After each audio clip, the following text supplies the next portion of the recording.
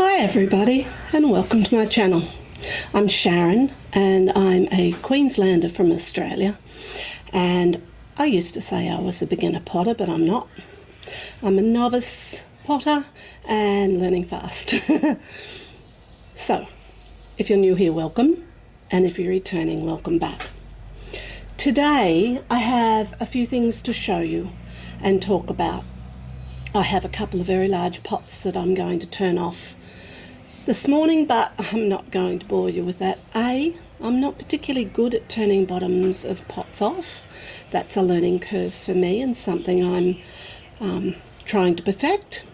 And B, it'd be a really long video, and I have a few other things to share with you. We've been waiting in Australia for a very long time for the spectrum glazes that have been out and available overseas for ages. Seems like since I started to do pottery about a few months ago. And I want to show you what I bought in those and a few new to me glazes from Spectrum. I want to show you something else that I came up with the other day for turning off that might help particularly a few of your beginners. And I want to share a few things that I did the other day and am really excited about. So the first thing is the glazes.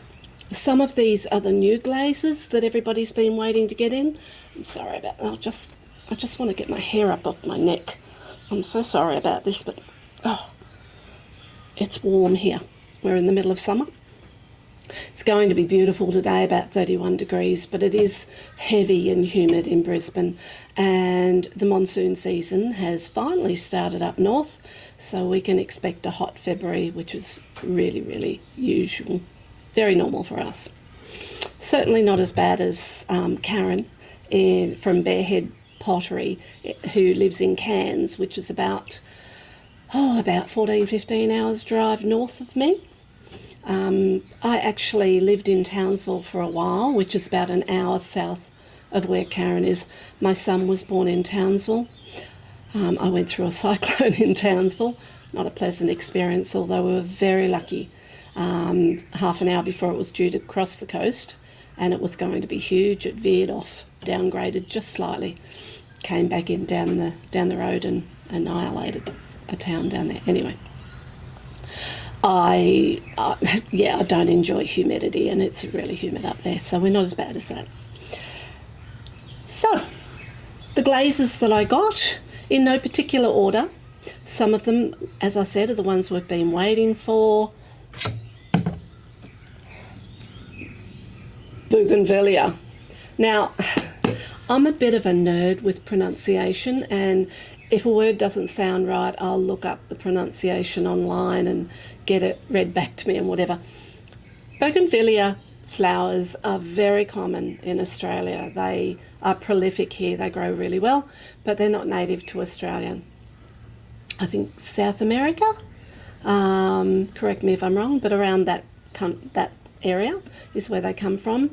And in Australia, we pronounce it Bougainvillea, but the correct pronunciation is Bougainvillea.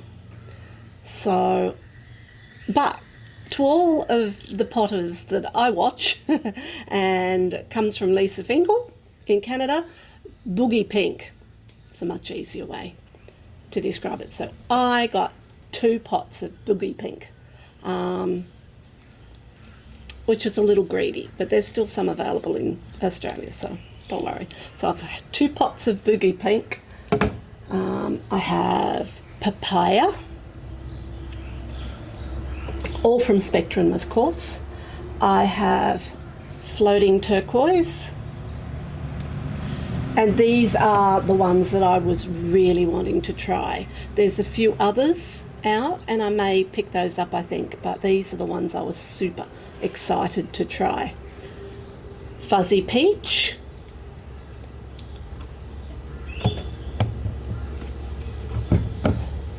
shallot or shallot, depending on which part of the world you live in. We pronounce it shallot. in Australia, Louisiana Bayou, and I love what I've seen of this. I'm really excited to try this. Ginger, Sunrise. I also picked up Sangria, Soft Aqua. Some of these are not the new release glazes. Some of them are just ones I really wanted to try. Did I say floating turquoise? Apologies if I did, but I picked that one up. And I finally got my hands on some running hot chowder. And I bought 2 of these. The main reason I bought this, and it's all over the internet, it's gone viral since Kathy Maguire started the floating pond technique, but I want to hand paint some turtles, and I'm really super excited to use these for that. And I'm thinking I might sculpt a turtle and use this as well, so I'm really excited to use that. I've also picked up the ones that go with it, Albany Slip Brown, Iron Luster, and a few others. Okay, so that's it for the glazes. The other thing I've done, as I said, I'm going to turn off these couple of large pots I've thrown. I'll get to those in a moment. And then I was thinking the other day, and I'm not going to use this for those. I have got a Giffen grip. Well, actually, this isn't a Giffen grip. I have a lot of hobbies, and I did pottery about 30 years ago, and I had a Giffen grip that I bought. It may not have been 30 years ago, but anyway, I had a Giffen grip. Do you think I can find it? I know I've lost the little arms for it, but I'm almost certain I did not throw out the grip part itself. So I purchased a generic brand of the same thing. In my opinion, it's exactly the same thing. However, I thought, well, I don't want to damage the rims, the fine rims of pots that I want to throw sometimes, and mugs and whatever, so I wanted a foam for that. So one of my other hobbies, where is it? Used to be, and I've given that up actually, making leather handbags. And I have all the industrial sewing machines and all the rest of it. And then I was about to throw away or gift a huge roll. It's about this round, this roll of foam, and about 8 feet long. And it's called Headliner. Now, Headliner is a foam. This is it. It's just a really nice foam. And I was using it in leather handbags as a support, and inside in the internals between the lining and the leather as a support to hold bags in shape and all that sort of thing. So I bought a whole roll of it, and I no longer need it, but I thought, ooh, that would be good for pottery. So I've cut myself a few bat-sized pieces to put on the wheel to rest things on. And then I thought, I want one for here. So I cut one out. So this will sit, and I've cut 3 of them out so I can have, this is 2 of them, different densities. And what I did was traced it onto the foam, cut out the circle, put it up this way for anybody that's, you know, not real clever at, you know, that's not their forte, working things out, or like me is too lazy to bother and I've already done it. And then I had, when I cut it out, I had put the little marks where these cut out bits are, and then I just ran my finger up, put a mark where this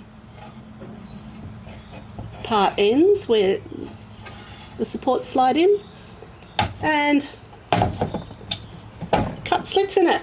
So I will be able to put that on my, and any foam will do. I just happen to have this Headliner, and it's not super dense, but it is quite supportive. And I can then just put the supports in this and slide them in and out as much as I please. So that was something I just invented. Oh, there's the third one there. So I invented that for throwing, turning the rims of the bottoms of my pots off, but I am not going to use it on these two because I'll just use the foam. I have also purchased an Exim thick, dense foam pad that I've taped. It comes with sticky backing, taped onto a bat, and that's dense and about this thick. And I'll use that for those, and that'll sit on those. It has the circles drawn on it. And to be honest, I'll probably put these down on that. Find the centre somehow and draw circles on that too, just to give me a concentric circles to make it easier to centre my work, but I don't really need it with the grip. And I'll probably use some more of this foam and make some little slip covers that I can slip over the top of the little arms, and that will give me a foam. I thought that you can buy them, but I thought, why can't I just make little covers and slip on? So I'm going to do that. Okay. Now, the other day I did some hand carving and painting on the big bowl I threw. Now the bowl's not fabulous. It was my first attempt at 4.5 kilos, and I'm still beyond thrilled that I managed to pull off throwing a bowl that I could keep. This will always be mine because I fluted the side and I pretty much butchered that. However, the glaze will fill that in and I'm okay. My only worry with this bowl is that the centre of the base is a little thin, so I'm hoping it doesn't crack. So I sat here the other day and I decided, oh, let's do some carving and hand painting on that thing. So I did. I spent a little over 9 hours hand painting, carving it and hand painting it, and it's just carved lightly. I used a diamond core FP1 carving tool. I didn't want to buy a diamond core tool because they're incredibly expensive, and I thought I'm really going to want to do a lot of this. I know me, I am an artist and I know that's going to be right up my alley, so I bought one and I'm really happy I did because I love it. I have several tools I've bought and some of them aren't inexpensive, you know, $30 Australian for a tool or $29 Australian for a tool is quite expensive. However, the diamond core tool, although I got it, I think it was 20% off on sale about a month ago with Siren Pottery supplies. Could have been 10%, I'm not sure, but it was a lot cheaper, but it was still normally they're about $85 to $100 each Australian, and that's a lot of money for one tool, but I really love it. Anyway, I carved with that. I drew the design out with a stylus, or I started to draw the design out with a stylus and then got carried away and just went with the other tool because I am a fine artist. I'm quite experienced with painting and that sort of thing, so I really didn't need to sketch and trace out, or even photocopy and trace out a design, and there's no shame to that. I have been painting for nigh on 40 years, so there is no shame in tracing. I just don't have to particularly do that for this sort of thing anymore. So I will try to lift this very carefully. This one's dry, and I hand painted the inside of it with underglaze. I'm sorry for my hand, but I don't want it to slide off. I'm going to pick it up off the bat in a second. And I hand painted the underglaze with Amico velvet underglaze. This is medium blue, 3 coats with a brush. And I have got some products here that I want to mention that I haven't tried, but I'm going to. And then I painted the design with underglaze. And before I show you the design a little better, I'll show you what I've done to the outside. So the outside, I have, let me get a good part of the fluting. I did not have a fluting tool. I have never done fluting before. It was very soft, I'm very new to it, and it's a dog's breakfast, but the glaze will fill it in and I'll be fine with that. This is a 4.5 kilo bowl that I threw after I was kind of challenged by Nat from Mud Magic to do so.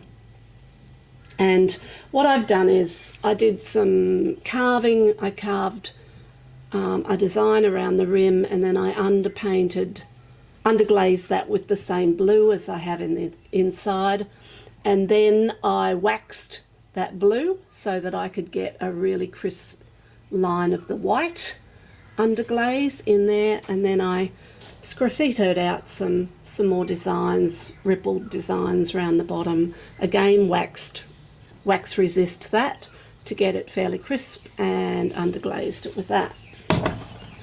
So that's what I've done with that. And then I got a little carried away after I spent 9 hours hand painting this. There's a lot of work in this bowl. And I decided the bottom needed doing too. Now you can see my bottom is far from great, but I'm hoping it will survive. I have also signed this one. Where's my little signature? There. Signed it and dated it on the bottom. It's only going to be for me, but it is actually a work of art. When you look at it, it is. I have put a lot of work into this, and it truly is a work of art. And somewhere here on the inside of it, can't even find it now, but I did initial the inside of this as well. And I wanted it not to stand out too much, so it's not there. I've got to tidy that up. I've smeared it a little there, but anyway. I can't even find where I initialed it. Leave it with me. It'll come to light one day. Oh, maybe it was down the bottom somewhere. Well, seriously, I really didn't want that to stand out and big note myself, did I? I can't even find it. Oh, that's funny. Okay, so that is my bowl, and I am ecstatic with it. There is a lot of colours and shading and fine work in that bowl, and I'm very, very, very proud of it. There are 7 or 8 colours. The creamy colour on the branches is designed to look like sunlight's hitting those branches, and it's been painted that way. So the paler white colour is only where the branches would be hit by sunlight. And when it's fired, I will do. A new subscriber suggested to me that I wet it after it's bisque fired, and that will show me how dark the colours will go when it's clear glazed. So I'm really grateful to that, because I know they will change, because I did the little hand-painted bowl with a bird, and I know the colours change. Now, somebody said to me, maybe Nat, that it looks like watercolour, and no, they don't act like watercolour. I am a watercolourist, and I also paint in acrylics, and I would say that underglazes work like acrylics if you have done any painting, have any experience with painting. So watercolours dry, after you apply them, dry 40 to 50% lighter than you apply them in a traditional watercolour manner, and acrylics dry about 30 to 40% darker, deeper than they are when you apply them. So these darken considerably when you fire them and clear glaze them. So I would say, if you have any experience with paints, then these would be much closer to acrylics. And you can use acrylics in the same manner as you do use watercolour, as watercolourists, traditional watercolourists would use them, but they do dry darker, so I'm aware of that. However, after I've bisqued it, if I then put some water on, and I will do that anyway and give it a fine fine rub over after that to make sure it's smooth. So I will then decide whether or not I lighten some of the colours, because I want this to have a light, airy, almost ethereal feeling. And my idea when I painted it was the rich blue Australian skies, and our skies are very much that colour, and the gum leaves, gum branches over the top. We have several different thousands of varieties of gum trees, and this is very similar to one over the back. The leaves are denser on the gums over the back, but I wanted that airy, ethereal feeling to it and lighten it. So that's one 4.5 kilo bowl. And just finally, before I go, I'll show you what I did after that. I then proceeded the day after to throw 2 more bowls, and I'm super happy with these too. They do weigh a ton, so I hope I don't drop them. I have covered the rims with plastic. They have been in, I keep all my pots really now, I keep them in a wet box, very wet box on damp and wet towels, and then on plastic trays and the bats and whatever. And I keep them there for at least 24 to 48 hours. And with a bowl like this, it'll go back in there for a few days. However, I think I'll do some carving. And while it's leather, it's wet still. It's almost leather hard, not quite. And you can't move the rim. So this was the first one that I threw after that one, and this was 4.6 kilos of clay. I have left a very thick base on this one. Probably it dips down in the centre, and I've got to wire it off again, but it's still almost glued itself back.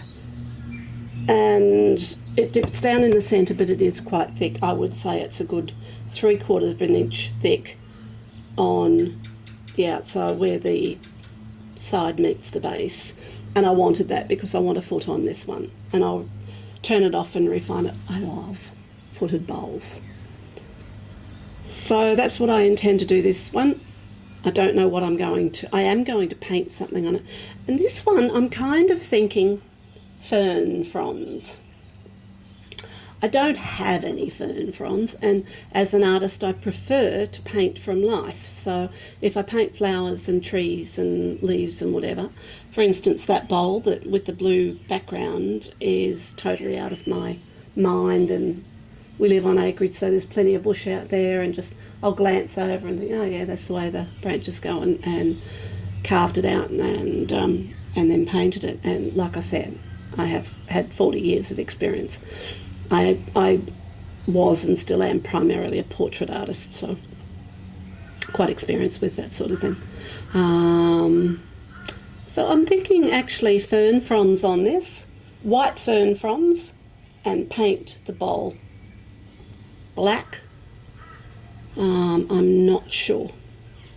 Or maybe obsidian, and I'll wax the fern fronds. I'm really not sure. I'm not familiar enough with glazes and how they behave to make that call. So by all means, anybody that watches this that's more experienced than me, chime in.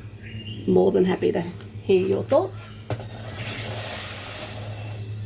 And I'm hoping that I'm not over 20 minutes. I forgot to put my timer on because my camera will die and I cannot see myself while I'm recording. I use my good mirrorless DSLR, so I see nothing until I edit. So, oh no, I beg your pardon, that was the second one I threw, and it's 4.5 kilos. And no, that's not the one I'm going to put ferns on. This is the one I'm going to put ferns on. Sorry about that. This was covered up, and I thought, looks a little bit more flared than I thought, and it is. This was the first one I threw, and this is 4.6 kilos, and this one has a 3/4 of an inch thick base. I'm beyond thrilled with these. They went so much better than the first one I threw.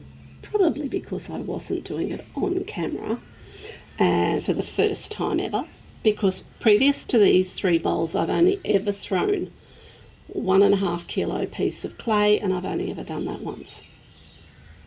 So this was a big ask, which is why I'm, just blown away with what I achieved. So they're my 2 bowls. This one will have ferns on it, I think. I'm going to go for a wander around my garden and see. I don't want to put flowers on either of them. I was thinking something equestrian related on that because I have horses, but I just don't know. And I would really like to do one more the shape of the blue one with more flared out rim and paint turtle or 2 on that one. So we'll see. Anyway, so that's my little video. Well, it's probably not little. My videos are never little. So thank you so much for joining me.